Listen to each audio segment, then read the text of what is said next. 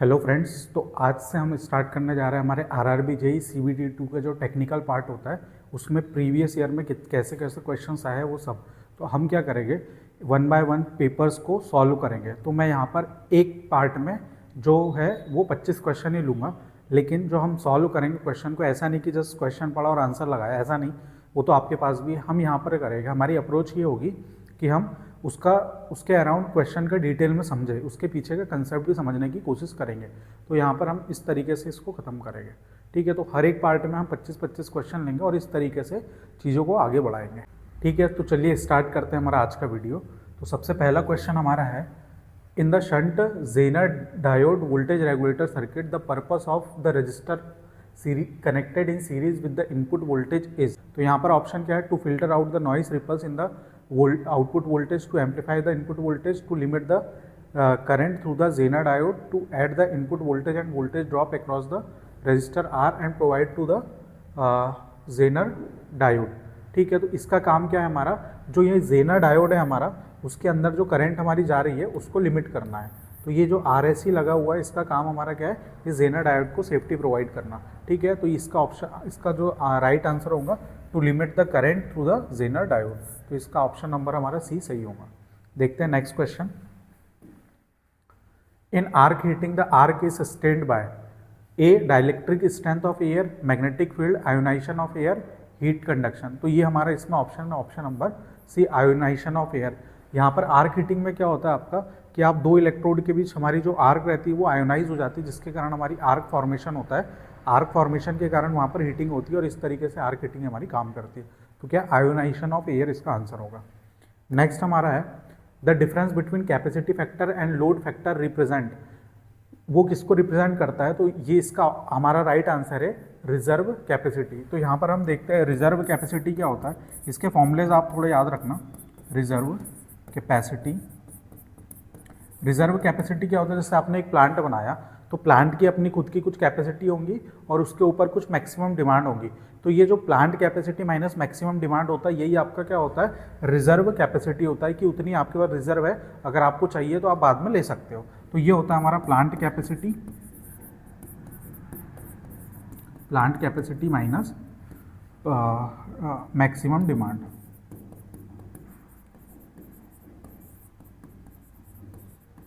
ठीक है। तो अभी हमारे पास दो चीज़ है, एक होता है हमारे पास प्लांट कैपेसिटी फैक्टर और बराबरी से हमारा क्या होता है, एवरेज एनर्जी प्रोड्यूस्ड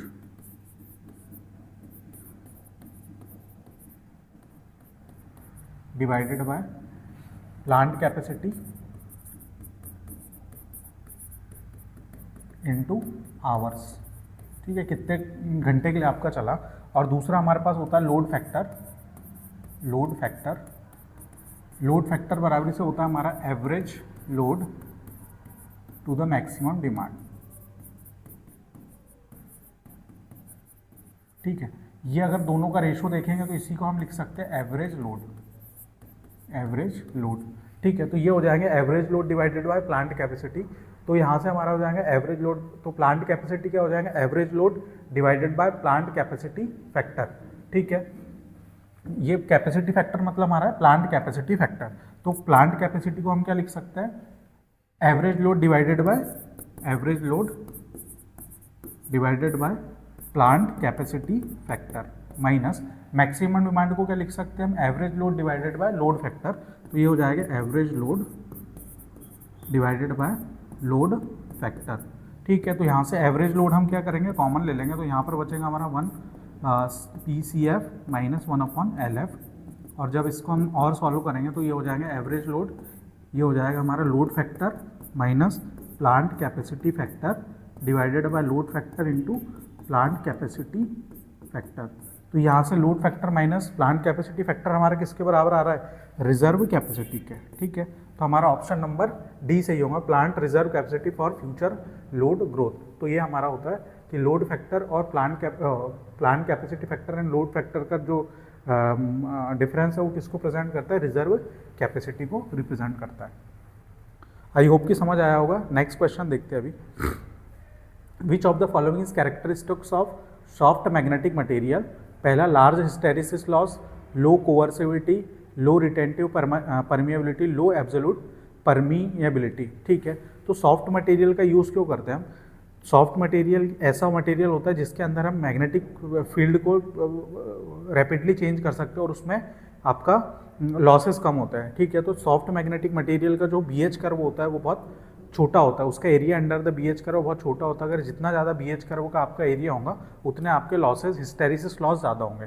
ठीक है, तो ये हमने एक एग्जांपल लिया है, तो ये हमारा एक BH कर्व है जिसमें ये जो होता है हमारे रिटेंटिविटी होता है और इसको हम बोलते हैं रेसिड्यूअल फ्लक्स। H 0 होने पर भी हमारा B 0 नहीं हो रहा है तो इसको बोलते हैं हम residual magnetic flux, residual flux. ठीक है, और यहाँ पर इस फ्लक्स को जीरो करने के लिए जो फोर्स हमको लगता है उसको बोलते हैं हम कोअर्सिविटी। ठीक है, तो यहाँ पर हमारा जो सॉफ्ट मैग्नेटिक मटेरियल होता है उसके अंदर हमारा लो कोअर्सिविटी होती है, मतलब एरिया सॉफ्ट जो मैग्नेटिक मटेरियल है उसका जो एरिया होता है वो बहुत कम होता है, छोटा होता है। ठीक है, तो छोटा होगा तो ये जो रहेगा कोअर्सिविटी पास में होंगी, तो इसको बोलेंगे लो कोअर्सिविटी। ठीक है, नेक्स्ट क्वेश्चन देखते हैं। नेक्स्ट क्वेश्चन क्या बोल रहा है, find the total current fed at the sending end A in the given ring distributed system ABC। ये आपको एक सिस्टम दिया जहाँ से आपने करंट एंटर करी, यहाँ से इनकमिंग है और ये जो दो बस है हमारी वहाँ से आउटगोइंग है हमारी। तो हमको बोल रहे हैं जो करंट है ये A टर्मिनल है, यहाँ से करंट कितनी इनकमिंग हो रही है वो निकालना है। तो यहाँ पर देखो, यहाँ पर इसने क्या क्या दिया, B की जगह दिए 8 एम्पियर जा रही है 0.6 power factor, 12 ampere 0.8 power factor. तो सिंपल सी बात है कि KCL क्या बोलता है, जितनी आएंगी उतनी ही क्या होगी, जाएगी, है ना। तो ये जो IA है वो क्या होगा, दोनों का सम होगा। चूँकि यहाँ पर AC है तो हमको डायरेक्टली मैग्नीट्यूड नहीं लेना है, यहाँ पर इसका फेजर के फॉर्म में लेना पड़ेगा। ठीक है, तो यहाँ पर इसने पावर फैक्टर दिया है तो कैसे अब इसको अप्रोच करना है देखेंगे।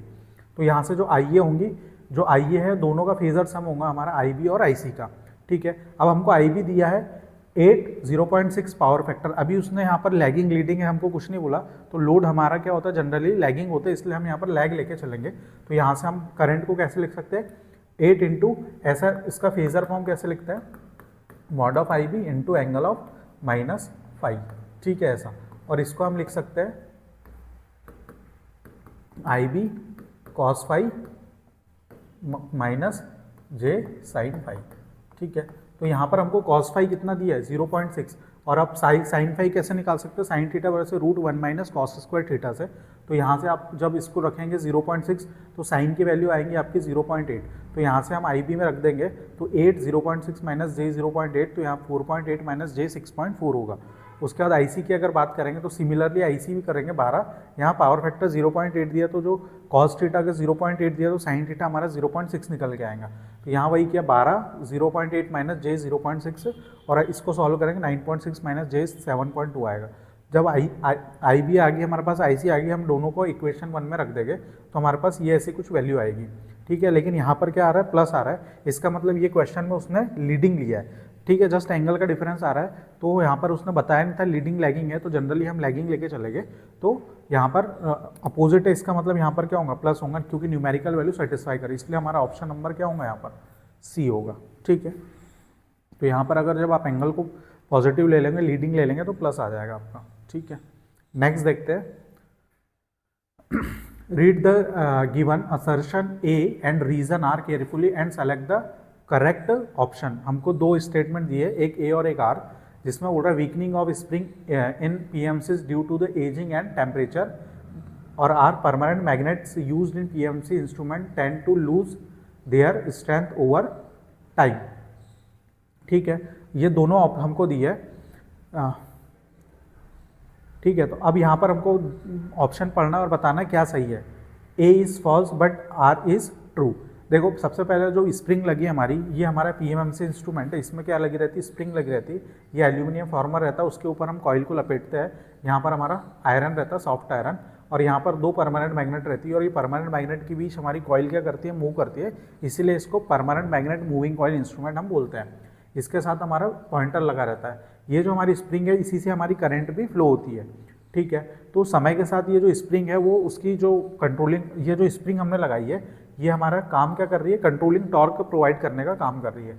तो समय के साथ इसकी जो कंट्रोलिंग टॉर्क की मतलब कंट्रोलिंग प्रॉपर्टी है वो क्या हो जाती है, ख़राब हो जाती है एजिंग के कारण, और ज़्यादा आप जब टेम्परेचर इसमें दोगे, क्योंकि करंट अगर फ्लो होंगी तो हीट डेवलप होंगी और उसके कारण इसकी जो कंट्रोलिंग पावर है वो कम हो जाती है हमारी। ठीक है, तो ये पहला वाला तो सही है। ठीक है, दूसरे वाले की अगर बात करें, permanent magnet use in PMC instruments tend to lose their strength over time. सही बात है, आपकी परमानेंट मैग्नेट धीरे धीरे जब वो रखी रहेगी तो अपनी जो पावर है वो क्या कर देंगी, मैग्नेटिक पावर लूज करेंगी। तो दोनों हमारे स्टेटमेंट क्या ऐसा ही है। तो हम अब देख लेते हैं, A false but R is true, ये गलत है हमारा। Both A and R true but R is not the correct explanation of A, तो ये सही है, क्योंकि ऐसा होने से इस पर कोई इफेक्ट नहीं पड़ेगा हमारा, है ना। तो यहाँ पर हमारा ये ऑप्शन नंबर बी सही है, तो इसका ऑप्शन नंबर बी आएगा। नेक्स्ट देखते हैं अब। हाँ, अब पीएमएमसी में बहुत सारे क्वेश्चंस हमारे पीएमएमसी में पूछ सकता है। तो जो इसका डिफ्लेक्टिंग टॉर्क का फॉर्मूला होता है वो होता है बी आई एन ए, जहाँ पर हमारा बी आई एन ए क्या है, बी हमारा मैग्नेटिक फ्लक्स डेंसिटी, आई जो है करंट, एन जो है हमारा नंबर ऑफ टर्न्स, ए जो है area of effective area of coil. ठीक है, चूंकि और यहाँ पर हमारा जो कंट्रोलिंग टॉर्क हम देते हैं वो होता है हमारा स्प्रिंग कंट्रोल का यूज़ करते हैं, वो टी सी बराबर से होता है के थीटा। अब यहाँ पर जो इसकी स्केल है वो यूनिफॉर्म स्केल होती है। तो ये भी क्वेश्चन पूछा जाता है कि पीएमएमसी की स्केल कैसी होती है, तो इसकी स्केल यूनिफॉर्म होती है, क्योंकि जो हमारा डिफ्लेक्टिंग टॉर्क है वो डायरेक्टली प्रोपोर्शनल टू आई है, या जो डिफ्लेक्शन है वो डायरेक्टली प्रोपोर्शनल टू आई दिखाता है, इसलिए इसकी स्केल जो रहती है यूनिफॉर्म रहती है। वैसे एमआई इंस्ट्रूमेंट की अगर बात करेंगे, एमआई इंस्ट्रूमेंट हो गया इलेक्ट्रोमैग्नेटिक, एमआई इंस्ट्रूमेंट बोलेंगे तो उसकी जो स्केल है हमारी नॉन यूनिफॉर्म होती है, बिकॉज वो जो टॉर्क हमारा है वो आई स्क्वायर के प्रोपोर्शनल होता है। तो इतना डाटा आप इससे याद रख सकते हो। और नेक्स्ट क्वेश्चन देखते हैं अभी क्या बोल रहा है, with reference to energy band diagram of the NPN BJT there exist खालिस्तान space charge region and maximum band bending at खालिस्तान जंक्शन। तो यहाँ पर स्पेस चार्ज रीजन की जो बात करेंगे उसको बोलते हैं डिप्लेशन लेयर। डिप्लेशन लेयर को ही हम क्या बोलते हैं, स्पेस चार्ज रीजन। होता क्या है, हम यहाँ पर दो, एक एन पी एन, ये हमारे 3 सेमीकंडक्टर है। सेमीकंडक्टर एन मतलब यहाँ पर एन टाइप की डोपिंग, मतलब यहाँ पर हमारे पास नेगेटिव इलेक्ट्रॉन्स ज़्यादा है, पी में क्या है होल्स ज़्यादा रहता है, इसलिए ये एन होता है और ये पी होता है। जब हम एन और पी को मिलाते हैं तो यहाँ के इलेक्ट्रॉन और यहाँ के होल्स एक दूसरे मिलकर यहाँ क्या बना देते हैं, डिप्लेशन लेयर बना देते हैं। ठीक है, तो इसको बोलते हैं हम स्पेस चार्ज रीजन। तो यहाँ पर देखो एक ये हो गया और एक ये हो गया, तो यहाँ पर कितने आपके स्पेस चार्ज रीजन बन रहे हैं, 2 बन रहे हैं, तो यहाँ पर कितना आएगा 2। ठीक है, अब क्या बोल रहा है वो, बेंडिंग एट, ज़्यादा कहाँ पर, मैक्सिमम कहाँ पर बनेगा आपका, तो जहाँ पर आपकी डोपिंग ज़्यादा होती है वहाँ पर बनता है। तो यहाँ पर जो एमीटर है सबसे ज़्यादा हाईली डोप्ड होता है आपका एमीटर, उसके बाद आपका होता है कलेक्टर, और सबसे कम जिसमें डोपिंग होती है वो होता है हमारा बेस। ठीक है, तो सबसे ज़्यादा जहाँ डोपिंग होगी वहीं पर हमारा ज़्यादा बैंड करेंगे। तो यहाँ पर हमारा आ जाएगा कौन सी, ये जंक्शन का नाम क्या है, इमीटर और बेस। इमीटर और बेस के साथ जो जंक्शन बनेगा उसको बोलेंगे इमीटर बेस जंक्शन। तो ये हो जाएगा इमीटर बेस जंक्शन। ठीक है, और ये हो जाता हमारा कलेक्टर बेस जंक्शन। ठीक है, तो यहाँ पर सबसे ज़्यादा किस में आएगा हमारा, यह बेस इमीटर बोला है तो बेस इमीटर। ठीक है, तो ये हो जाएगा हमारा base emitter, 2 and base emitter. तो पहले में आएगा 2 और दूसरे इसमें आएगा हमारा, दूसरे जो खालिस्तान है उसमें आएगा बेस इमीटर जंक्शन। ठीक है, तो इस तरीके से इसको देखना है। और ये इसका सिंबल होता है, एनपीएन की बात करेंगे तो ये जो है हमारा एमीटर से बाहर निकलेगा, और पीएनपी की बात करेंगे तो ये एमीटर से क्या होगा, अंदर जाएगा एरो। तो ये भी आपको सिंबल कभी कभी पूछ लिया जाता है। नेक्स्ट हमारा है द पाई मॉडल और the T model is commonly use in representation of which type of transmission line. तो जो पाई और टी मॉडल है वो हम किसके लिए रिप्रेजेंट करते हैं, हमारे मीडियम ट्रांसमिशन लाइन के लिए करते हैं। और इसकी लेंथ यहाँ पर 80 to 160 किलोमीटर्स दी है, कहीं कहीं बुक्स में आपको 80 to 240 किलोमीटर्स दिखेंगी। 80 से कम वाली के लिए हमारी रहती है शॉर्ट ट्रांसमिशन लाइन, और इसके 80 से 160 के बीच हमारी होंगी मीडियम ट्रांसमिशन लाइन, और 160 के अबाउट जो होंगी हमारी कौन सी होगी, हमारी लॉन्ग ट्रांसमिशन लाइन। ठीक है, तो ये इसका ऑप्शन है। नेक्स्ट हमारा है why are short pitch windings preferred in alternator despite their lower induced per coil. अब शॉर्ट पिच वाइंडिंग और फुल पिच वाइंडिंग क्या होती है, जैसे हमारा ये एन है, एन पोल, और ये एस पोल है। तो हम फुल पिच वाइंडिंग की बात करेंगे तो जो हमारी वाइंडिंग है उसका अगर एक हमारी ये जो रहती है टोटल हमारी एक कॉइल रहेगी, कॉइल के बहुत सारे टर्न से मिलकर बनेंगे, तो ये एक कॉइल साइड होता है और ये हमारा दूसरा कॉइल साइड होता है। तो फुल पिच किसको बोलेंगे, जब एक कॉइल साइड एन के नीचे रखा हो और दूसरा कॉइल साइड क्या रखा, एस के नीचे रखा हो, मतलब एक पोल पिच की दूरी, ये दोनों के बीच के डिस्टेंस, इलेक्ट्रिकल डिस्टेंस को बोलते हैं हम पोल पिच। और ये कितना होता है, 1 pole pitch pitch always equal to 180 degree electrical, ठीक है। ये तो इतना होता है। जब ये दोनों साइड आपने एक एन के नीचे रखा, एक एस के नीचे रखा, तो इसको बोलते हैं फुल पिच कॉइल। क्या बोलेंगे हम? Full pitch coil. लेकिन होता क्या है, हम ऐसा फुल पिचिंग नहीं करते, हम इसको शॉर्ट पिच करके रखते हैं। मतलब आपने एन पे रखा और थोड़ा सामने इसको रखा, कुछ एंगल से आपने पिचिंग कर दी इसकी।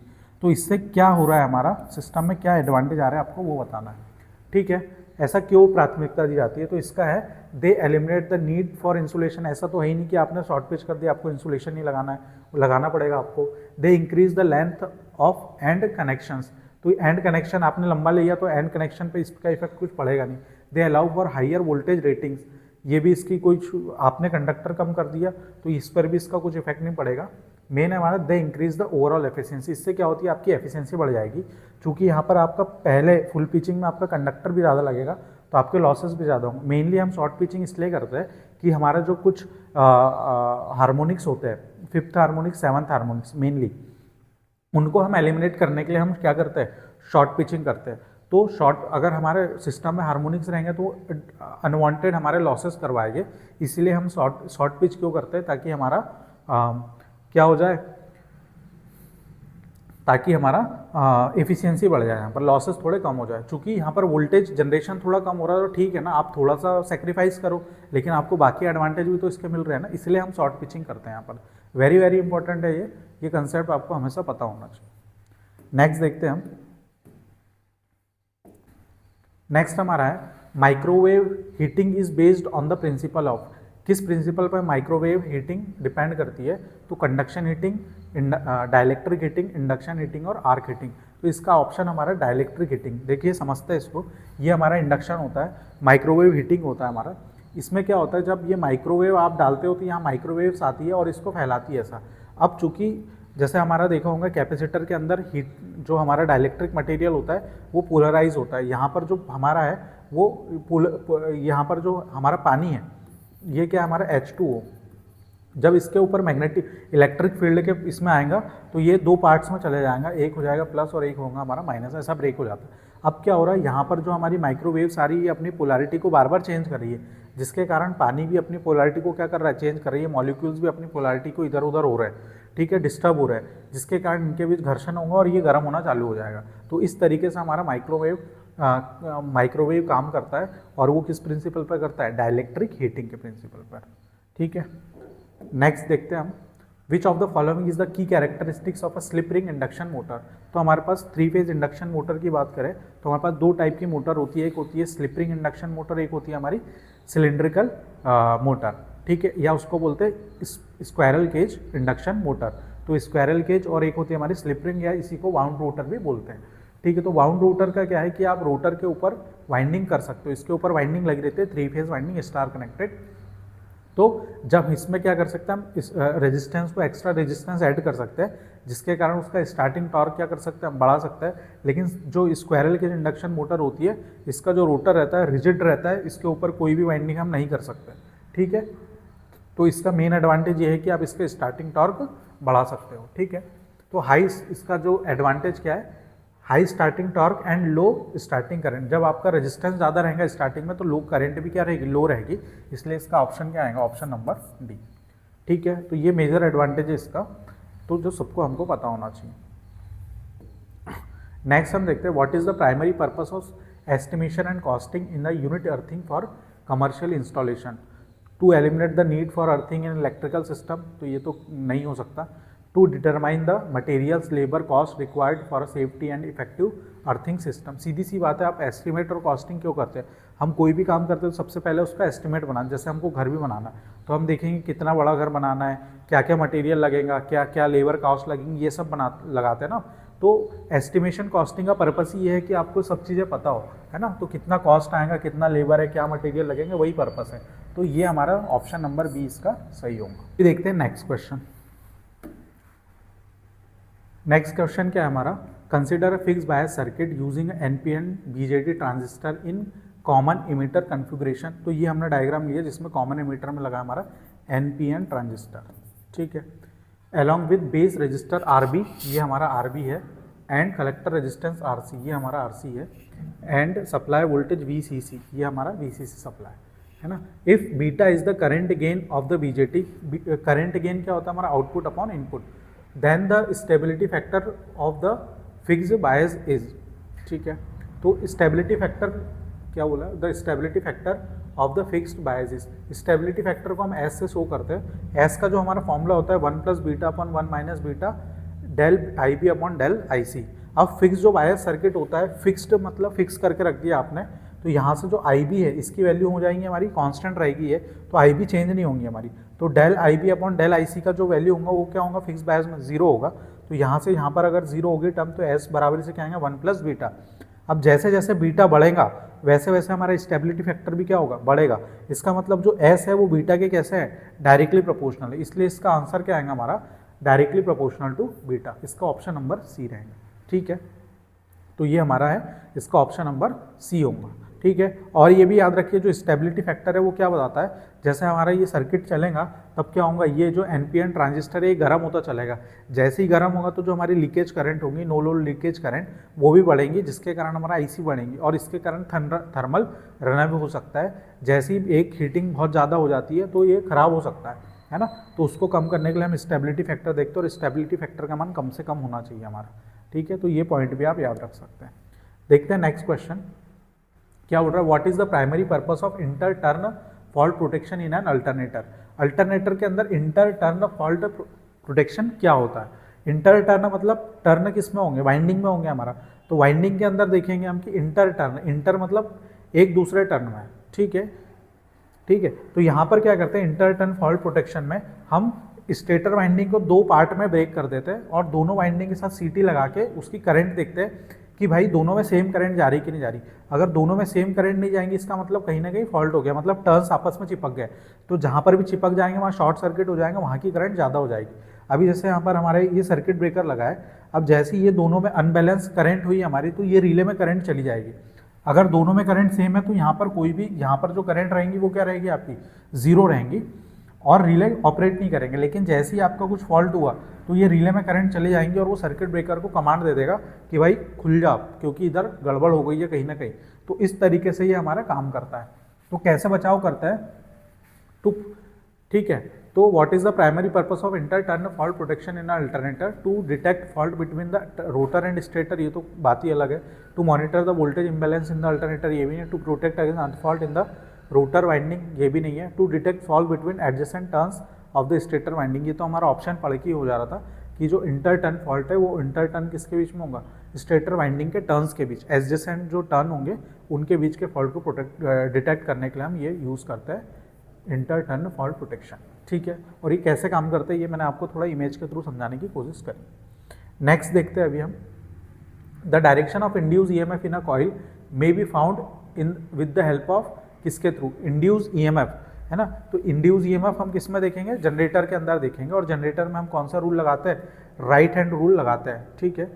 तो यहाँ से हमारा राइट हैंड रूल हम यूज़ करेंगे जनरेटर के लिए। तो जनरेटर के लिए राइट हैंड रूल लगाएंगे। तो राइट हैंड हमारा क्या बोलता है कि जो थंब हमारा है मोशन की दिशा को दर्शाएगा, और जो ये वाली फिंगर हमारी है ये किसको दिखाएंगे, मैग्नेटिक फील्ड को दिखाएंगे। तो जो मिडिल फिंगर है हमारी वो किसको दिखाएंगी, करंट के डायरेक्शन को दिखाएंगे, ठीक है। तो ये हमारे दोनों रूल है। ये हमारा मोटर के अंदर लेफ्ट हैंड रूल लगता है मोटर के अंदर, और राइट हैंड रूल लगता है हमारा जनरेटर के अंदर। तो इसको आप सिंपली याद रख सकते हैं GR से, और ये ML, M मतलब मोटर, L मतलब लेफ्ट हैंड रूल, G मतलब जनरेटर, R मतलब राइट हैंड रूल। तो मोटर के अंदर लेफ्ट लगेंगे और जनरेटर के अंदर राइट। और जनरेटर के अंदर आप इलेक्ट्रिसिटी जनरेट करो, ईएमएफ इंड्यूस हो रहा है उसके अंदर, तो हम इंड्यूस ईएमएफ की निकालेंगे। तो इंड्यूस ईएमएफ के लिए किसका यूज़ करेंगे हम, राइट हैंड रूल का। तो फ्लेमिंग्स राइट हैंड रूल इसका सही ऑप्शन होगा। The direction of induce EMF in a coil may be found with the help of right hand rule. Next देखते हैं, in synchronous motor the load angle exceed 90 degree then the motor will lose synchronism and stall, reduce copper losses, increase efficiency, operated leading power factor. तो इसका है ये हमारा synchronisation क्या कर देंगे, लूज कर देंगी। जो हमारा कर्व देखा होगा आपने, ये पावर एंगल कर्व है, और ये भी लिख सकते हैं P = होता है EF VT upon XS sine del, ठीक है। तो मैक्सिमम हमको पावर कब मिलेंगी, जब डेल्टा की वैल्यू क्या होंगी, 90 डिग्री होंगी। और 90 से जैसे ही ज़्यादा हुआ तो पावर की वैल्यू क्या हो जाएंगी आपकी, कम हो जाएगी। आप लोड डाल रहे हो उतना आपको टॉर्क मिलेगा ही नहीं, इसलिए ये जो पावर है वो क्या हो जाएंगी, मत बंद हो जाएगी आपकी, है ना, मोटर क्या हो जाएगी, बंद हो जाएगी। और दूसरी चीज़ है सिंक्रोनिज्म लूज कर देंगी। सिंक्रोनस मोटर के अंदर आपका होता क्या है, स्टेटर है और रोटर है, रोटर के ऊपर आपने डीसी सप्लाई दी है, तो ये भी अपना क्या पोल्स जनरेट करके रखे। और यहाँ पर आपका एनएस सिंक्रोनस स्पीड से हमारी जो स्टेटर की रोटेटिंग मैग्नेटिक फील्ड है वो घूम रही है, और यहाँ पर एस है, यहाँ पर एन है, तो ये भी इसके साथ लॉक होकर घूम रहा है। जैसे ही आपने 90 डिग्री से ऊपर गया ये, तो क्या होगा, वो सिंक्रोनिज्म लूज कर देंगे, मतलब ये दोनों की जो मैग्नेटिक लॉकिंग है वो हट जाएगी और मोटर सिंक्रोनिज्म क्या करेंगे, लूज कर देंगे। तो ये इसका ऑप्शन नंबर कौन सा, ए सही है। ठीक है, नेक्स्ट हमारा है what is the role of heliostat in power tower system. ठीक है, तो हेलियोस्टेट क्या होता है, आपने सोलर पावर प्लांट देखे होंगे। सोलर पावर प्लांट में क्या करते हैं, हम सूरज की गर्मी से पानी को गर्म करते हैं और स्टीम बनाते हैं, और फिर हम क्या करते हैं, स्टीम जनरेटर और स्टीम टरबाइन, जो स्टीम हमारी बनी है वो टरबाइन में डालते हैं और वो टरबाइन घूमती है जिससे जनरेटर घूमेगा और हमको इलेक्ट्रिसिटी देगा। तो हेलियोस्टेट्स क्या होता है, ये कांच होता है, जैसे ये देखा है, ये कांच का बना हुआ है हमारा, है ना, स्पेशल टाइप के कांच का बना है। तो सन की जो हमारी सूरज से जो गर्मी आ रही है उसको यहाँ पर एक सेंटर में रिसीवर बना होता है, यहाँ पर रिसीवर तक के वो पहुँचाता है, और रिसीवर के पास पहुँचाएगा तो ये क्या करेगा, यहाँ पर पानी को गर्म करेगा, और फिर ये पानी हमारा जो है स्टीम जनरेटर में जाएगा और यहाँ पर स्टीम जनरेट होंगी हमारी, और यहाँ से टरबाइन उसकी घूमेंगी। तो ये इसका हेलियोस्टेट क्या करता है हमारा, to convert thermal energy into electrical, नहीं है, to store solar energy for later use, to track the sun and direct sunlight to the receiver. तो इसका ऑप्शन नंबर सी है, to track the sun and direct sunlight to the receiver. वो sun को track करेगा और receiver करेंगे। देखिए आपने एक बार लगा दिया, आप सूरज तो कभी पश्चिम से निकल रहा है, पूरब से निकलेगा, पश्चिम में जाएगा, है ना, तो उसको ट्रैक करना पड़ेगा आपको कि उसके अकॉर्डिंग चले, जब भी आपको मैक्सिमम एफिशिएंसी मिलेगी आपकी। तो ये क्या करता है, हमको ट्रैक भी करवाता है। ठीक है, तो ये हमारा हेलियोस्टेट का काम क्या है हमारा, to track the sun and direct sunlight to the receiver. Next देखते हैं अभी हम, what law explains the induction of eddy currents in the armature core. तो एडी करंट्स कैसे आती है, जब किसी मैग्नेटिक फील्ड के अंदर या चेंजिंग मैग्नेटिक फील्ड के अंदर कोई लोहे का टुकड़ा रखा होता है, तो उसके अंदर हमारी करंट्स, भंवर धाराएं उत्पन्न हो जाती है। ठीक है, तो वो सर्कुलर पाथ के रूप में करंट्स इंड्यूस हो जाती है, उसी को हम बोलते हैं भंवर धाराएं। तो ये किसने बताया था, हमारा किसके नियम से निकाल सकते हैं, फैराडे के नियम से। कौन सा नियम आर्मेचर कोर में भंवर धाराओं के प्रेरण की व्याख्या करता है, तो ये फैराडे का नियम।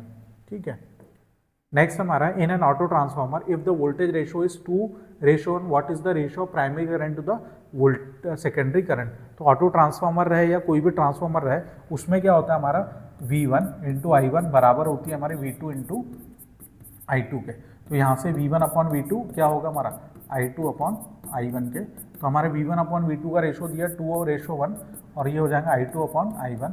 तो वो क्या बोल रहा है, primary current to secondary current. तो ये I1/I2 क्या हो जाएगा आपका, ये इधर ये इधर, तो 1/2। तो इसका आंसर आएगा 1:2। तो ये रहेगा हमारा 1:2। ये इसका ऑप्शन नंबर बी सही है। नेक्स्ट देखते हैं, what is the purpose of 100% stator earth fault protection in an alternator.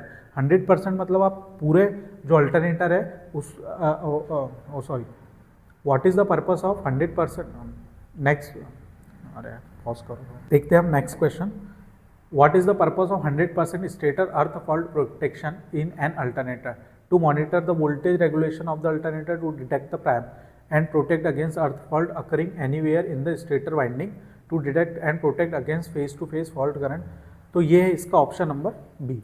इसका ऑप्शन नंबर बी, ये क्या है, जैसे हम जो स्टेटर वाइंडिंग का प्रोटेक्शन करता है, ठीक है, तो वो 80 to 90% ही होता है, लेकिन अगर वहाँ पर न्यूट्रल के ऊपर कुछ आपका फॉल्ट आ गया तब क्या है ना, तब हमारा वोल्टेज डिस्टर्बेंस हो जाएगा, हमारा वोल्टेज डिस्टर्बेंस होगा और फॉल्ट उसमें उसका इफेक्ट उस पर पड़ेगा।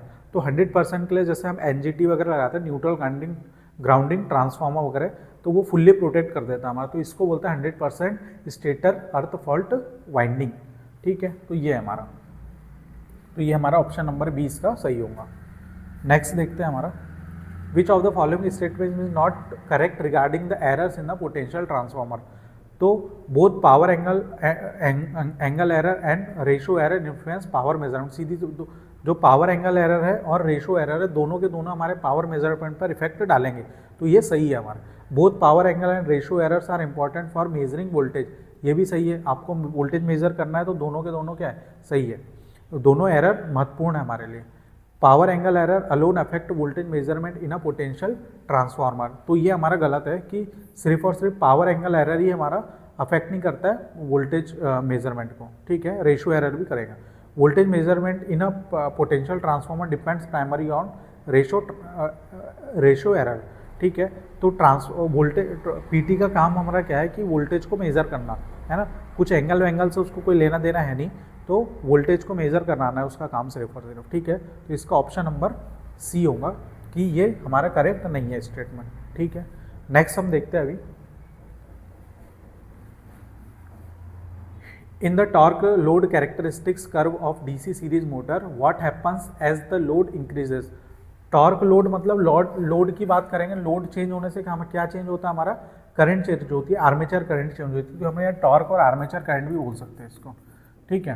तो डीसी सीरीज मोटर की बात करेंगे तो डीसी सीरीज मोटर हमारी कुछ ऐसी होती है, ठीक है, फील्ड वाइंडिंग आर्मेचर के सीरीज में लगी होती है, ठीक है। तो यहाँ से हमारी लाइन करंट है हमारी, और ये आर्मेचर करंट भी सेम रहेंगी, ये IAC, तो सबकी सब करंट हमारी क्या है, सेम है, ये RA रहेगा और ये हमारा बैक EMF होगा मोटर, ठीक है। तो यहाँ पर जो IA है और जो फील्ड वाइंडिंग है यही फ्लक्स बनाएंगे हमारी। तो हमको पता है कि टॉर्क इज प्रोपोर्शनल क्या होता है, फाई IA। और DC सीरीज मोटर में जब मोटर सैचुरेट नहीं हुई है तब क्या होगा, हमारा phi is proportional to IA। तो यहाँ से टॉर्क इज प्रोपोर्शनल क्या हो जाएगा, फाई की जगह हम IA रख देंगे तो IA का स्क्वायर हो जाएंगे। तो टॉर्क किसके डायरेक्ट प्रोपोर्शन में वेरी होगा, IA स्क्वायर के।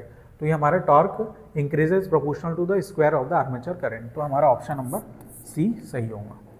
नेक्स्ट देखते हैं अब हम, Fleming right hand rule is use to determine, same question हमारा आ गया, किसके लिए करते हैं हम, इंड्यूस EMF के डायरेक्शन निकालने के लिए, है ना।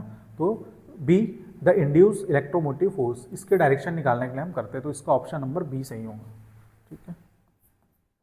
नेक्स्ट क्वेश्चन है, लास्ट क्वेश्चन आज का, इन J notation used in phasor representation the imaginary unit J square represent, ये स्क्वायर दिया है, ठीक है। तो J स्क्वायर, J बराबर से हमारा इमेजिनरी क्या होता है, -1। अगर इसका स्क्वायर कर देंगे हम तो ये रूट से -1 कट जाएगा, तो इसकी वैल्यू आएंगी हमारी -1। तो J स्क्वायर का मान हमारा कितना आता है, -1, और इसका ऑप्शन नंबर ए सही होगा। तो इस तरीके से हमने देखा 25 क्वेश्चन आज के लेक्चर में देखे। नेक्स्ट पार्ट में हम और इसी शिफ्ट के 25 क्वेश्चन हम देखेंगे।